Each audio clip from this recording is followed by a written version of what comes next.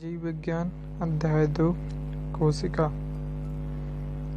कोई भी संरचना, फिर वह जीवित हो या निर्जीव, उसे बनने में सूक्ष्म संरचना का योगदान होता है।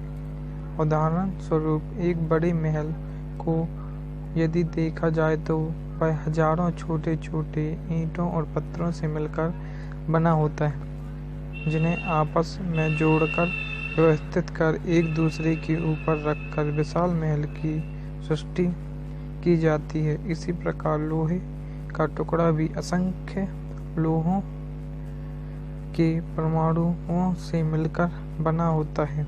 इन्हीं वस्तुओं की भांति पादपों एवं जंतुओं का शरीर भी छोटी इकाइयों के व्यवस्थित रूप से जुड़ने के कारण निर्मित होता है। जीवन की इस सूक्ष्मतम इकाई को कोशिका कहा जाता है, जिसका सामान्य अर्थ छोटे कोश में लिया जा सकता है। यही कोशिकाओं लाखों करोड़ों की संख्या में एकीकृत होकर संपूर्ण शरीर का निर्माण करती हैं। इस अध्याय के अंतर्गत जीवन की इसी सूक्ष्मतम इकाई कोशिका की परिभाषा, कोशिका के प्रकार, पादप एवं जंतु कोशिका का तुलनात्मक अध्ययन तथा कोशिका के विभिन्न कोशिकांगों के बारे में संक्षिप्त परिचय दिया गया है। कोशिका जीवन की रचनात्मक एवं क्रियात्मक इकाई। शरीर की रचनात्मक एवं क्रियात्मक इकाई कोशिका कहलाती है। कोशिका की खोज का श्रेय रॉबर्ट हुक को जाता है, जिन्होंने स्पर्मित सूक्ष्मदर्शी के द्वारा कार्क के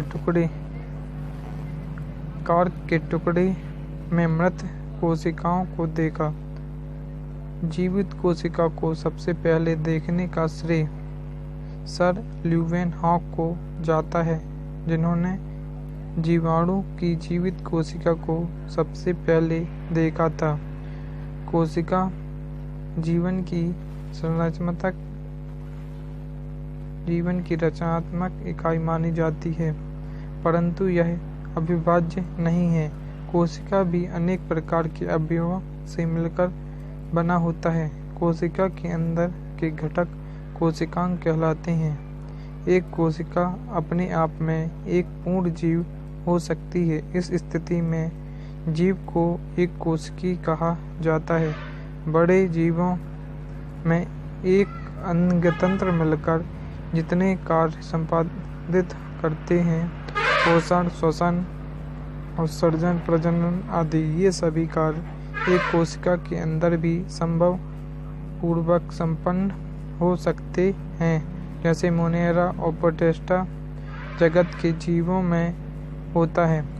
कोशिका में उपस्थित सभी कोशिकांग मिलकर जीवन के लिए आवश्यक सभी कार्य को संपादित करते हैं। कोशिकाओं से बना शरीर जीवन का एक अभिन्न एवं मूलभूत लक्षण माना जाता है।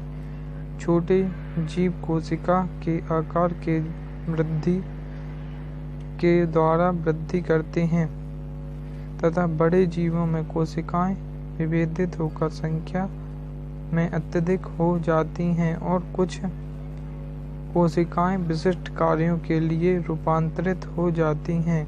ये कोशिकाएं आपस में संयोजित होकर ऊतकों का निर्माण करती हैं तथा एक ही प्रकार के ऊतक सम्मिलित होकर अंग का निर्माण करते हैं।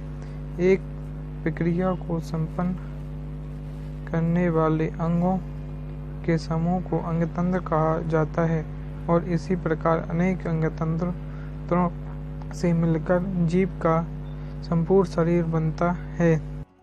उदाहरण स्वरूप, न्यूरॉन एक प्रकार की अत्यधिक रूपांतरित कोशिका है, जो कि हमारे शरीर में तंत्रिका तंत्र की संरचनात्मक एवं क्रियात्मक इकाई है।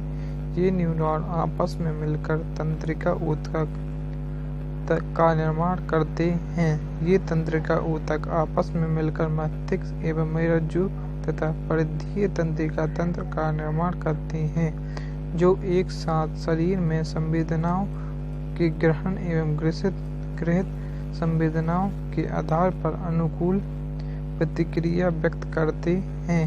इस प्रकार शरीर के एक अंग तंत्र का निर्माण होता है। कुछ कोशिकाओं को उनके विशिष्ट कार्यों के कारण शरीर की शेष कोशिकाओं में विभेदित किया जा सकता है और उनके कार्य के अनुसार उसे विशिष्ट नाम से भी हैं। कुछ कोशिकाओं के विशिष्ट नाम न्यूरॉन, तंत्रिका तंत्र की कोशिका, नेफ्रॉन, वृक्क की कोशिका, हेपेटिक कोशिका, यकृत की कोशिका, अंड कोशिका, मादा में जनन कोशिका होती है, शुक्राणु स्पर्म कोशिका, नर में जनन कोशिका, ये परागकण, पौधे में नर जनन कोशिका होती है। जटिलता के आधार पर कोशिकाओं के प्रकार कोशिका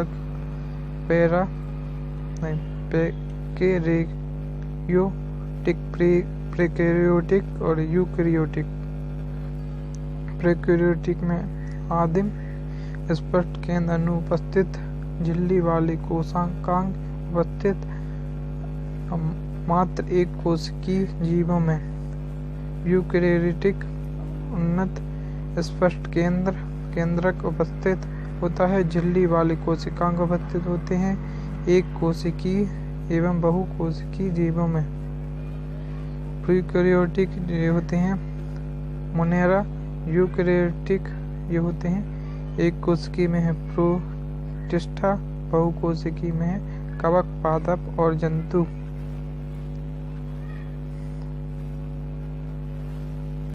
पृथ्वी पर जीवन की उत्पत्ति के साथ ही जीव उन्नत नहीं हो गया था, बल्कि जीवों में जटिलता एवं उन्नत लक्षण कई शतकों वर्षों के बाद आए और अभी भी जैव विकास का दौर थमा नहीं है तथा जीवों के आंतरिक तथा बाह्य संरचना में जटिलता और बढ़ती जा रही है।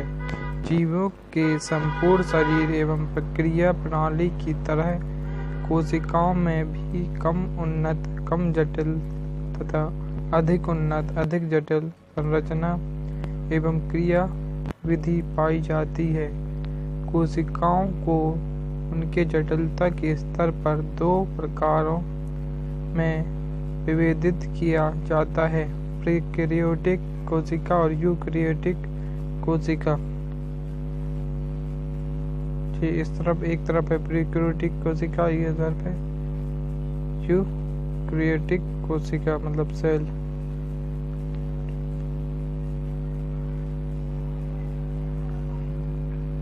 कोशिका के विभिन्न आकार एवं आकृति। वैसे तो अधिकांश कोशिका सूक्ष्मदर्शी होती हैं, अर्थात इन्हें नंगी आंखों से नहीं देखा जा सकता, परंतु कोशिकाओं के आकार में अत्यधिक विभिन्नता होती है। कुछ कोशिकाओं को हम खुली आंखों से देख सकते हैं, जैसे पक्षियों के अंडे कोशिका की ही होते हैं। इस प्रकार शुतुरमुर्ग का अंडा अभी तक की ज्ञात सबसे बड़ी कोशिका है। मनुष्य के शरीर में सबसे बड़ी कोशिका उसकी तंत्रिका कोशिका होती है।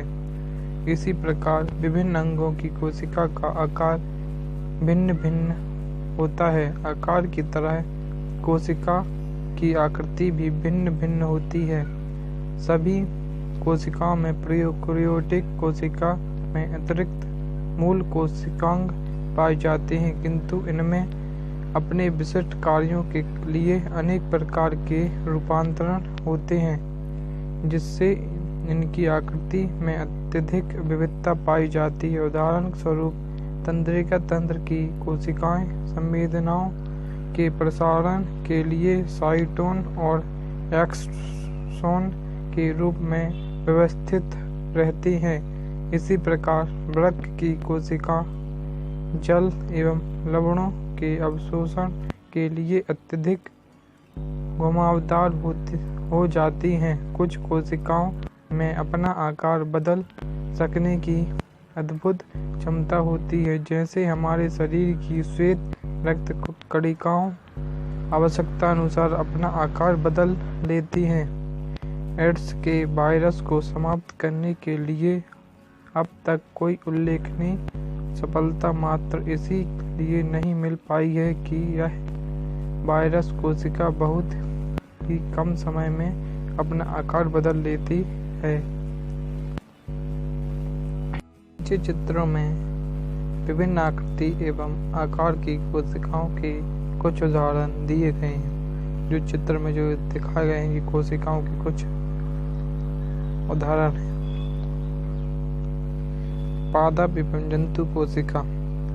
पादपों एवं जंतुओं दोनों में यूकेरियोटिक कोशिका पाई जाती है तथा लगभग दोनों में कोशिकाओं की मूल प्रवृत्ति एक जैसी होती है, परंतु पादपों में कोशिका भित्ति प्लास्टिड एवं बड़ी रिक्तिकाएं पाई जाती है जिनका जंतु कोशिका में अभाव होता है।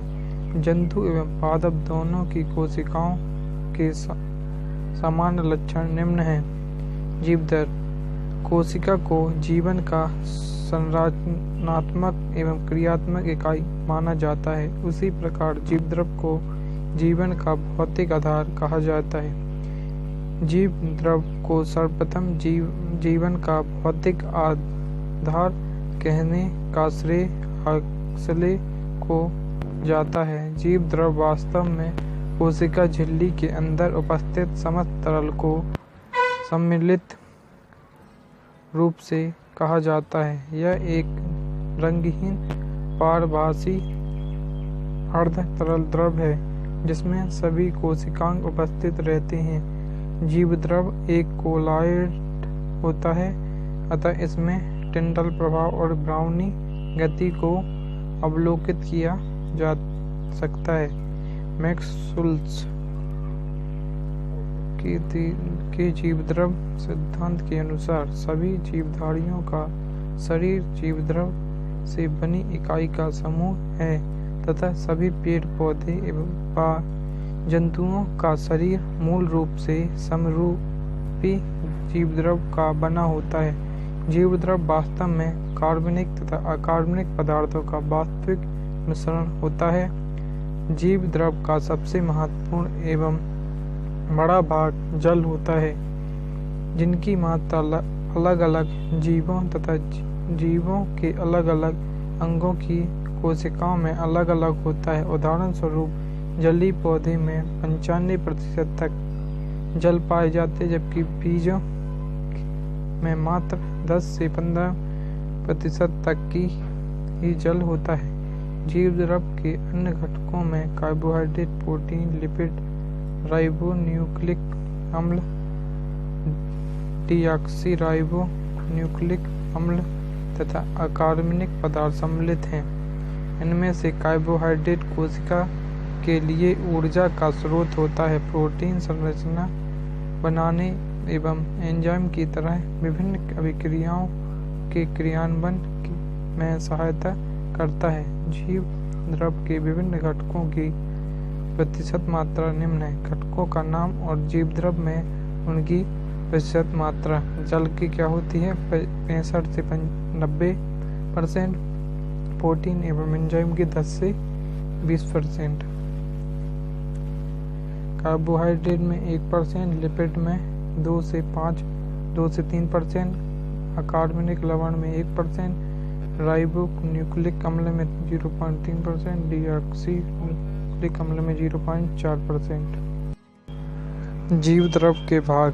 जीवद्रव को मुख्य रूप से 2 भागों में बांटा जाता है। संगठनात्मक रूप से 2 लगभग एक समान होते हैं, परंतु अलग अलग झिल्लियों के द्वारा एक दूसरे से पृथक रहते हैं। कोशिका द्रव और केंद्रक द्रव। कोशिका झिल्ली एवं केंद्रक झिल्ली के बीच स्थित पदार्थ कोशिका द्रव कहलाता है तथा केंद्रिका झिल्ली के अंदर स्थित द्रव केंद्रक द्रव कहलाता है। कोशिका झिल्ली को भी कोशिका द्रव का एक भाग माना जाता है। कोशिका झिल्ली जंतु कोशिका की सबसे बाहरी और पादप कोशिका में कोशिका भित्ति के अंदर स्थित झिल्ली होती है। यह झिल्ली लिपिड्स और प्रोटीन की बनी होती है। यह झिल्ली प्रारंभ में अर्धपरागण मानी जाती थी, अर्थात ऐसा माना जाता था कि कुछ छोटे आकार की वस्तुएं इसके आर पार जा सकती हैं, परंतु आबाद के खोजों में पाया गया कि यह बहुत से छोटे कण को स्वयं से गुजरने नहीं देती, लेकिन कुछ बड़े कण भी इसके आर पार जा सकते हैं। इसलिए इसे बाद में सिलेक्टिव प्रेमिवल मान लिया गया, अर्थात यह वस्तु का चयन करके उन्हें स्वयं से पार होने की अनुमति देती है। कोशिका झिल्ली का मुख्य कार्य कोशिका को आकार देना, इसे बाह्य वातावरण से पृथक कर अपनी पहचान देना, कोशिकांगों की सुरक्षा करना और कोशिका के लिए उपयोगी पदार्थ को अंदर लेना तथा हानिकारक पदार्थों को बाहर निकालना। टोनोप्लास्ट कोशिका झिल्ली की तरह ही एक झिल्ली है जो पादपों में कोशिका द्रव और रिक्तिक को बीच पाई जाती है। इस झिल्ली रिक्तिका के अंदर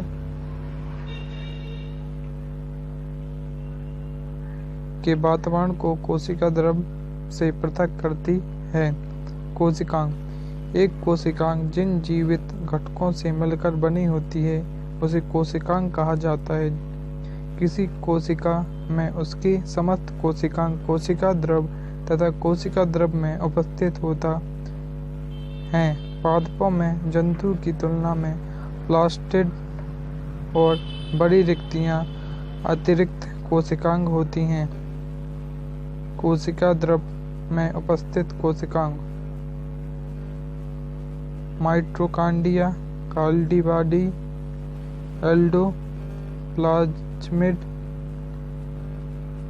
रेटिकुलम, प्लास्टिड, लाइसोसोम, रिक्तिकाएं, राइबोसोम। केंद्रक द्रव में उपस्थित कोशिकाएं केंद्रिका, गुणसूत्र, तारकाएं।